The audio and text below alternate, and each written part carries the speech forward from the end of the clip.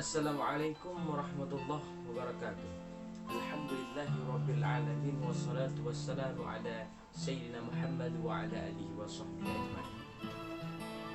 Jadi teman-teman semua, hari ini kita akan mengunjungi Habib Ahmad Muhammad Ahmad Al-Attas yang sekarang sudah berada di Simpang Ulim.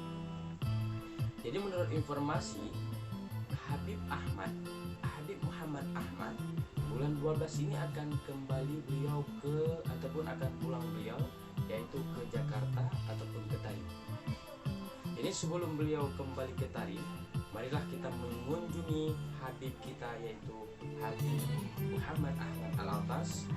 Jadi kalau misalkan kita nyampe ke sana nanti di rumah Habib, di sana akan ada, biasanya Habib akan memberikan ijazah tarikat selawat.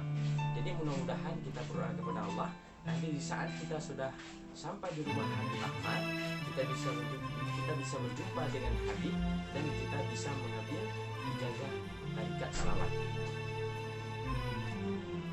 Dan nanti kita akan datang ke masjid. Kalau menurut informasi masjid itu insya Allah sudah siap sekitar 95% ataupun 90% lah kita bilang kan. Jadi nanti kita akan datang ke masjid dan kita nanti akan mudah-mudahan sampainya kita di Simpang Ulim nanti di rumah Habib, kita bisa berjumpa dengan Habib Muhammad Ahmad Al-Attas dan kita bisa mengunjungi masjid yang beliau bangun di Simpang Ulim juga dekat dengan rumahnya. Dan berdoa kepada Allah, mudah-mudahan kita bisa berjumpa dengan Habib dan kita bisa mengambil ijazah tarikat selawat. Sekian, marilah kita pergi.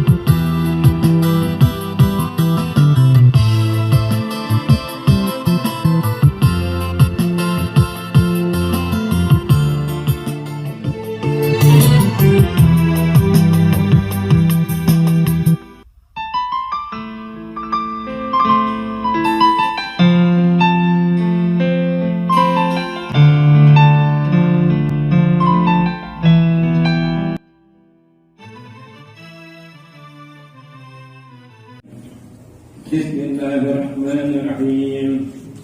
اللهم صل وسلم على سيدنا محمد وعلى آل محمد بعدد رحمة الله.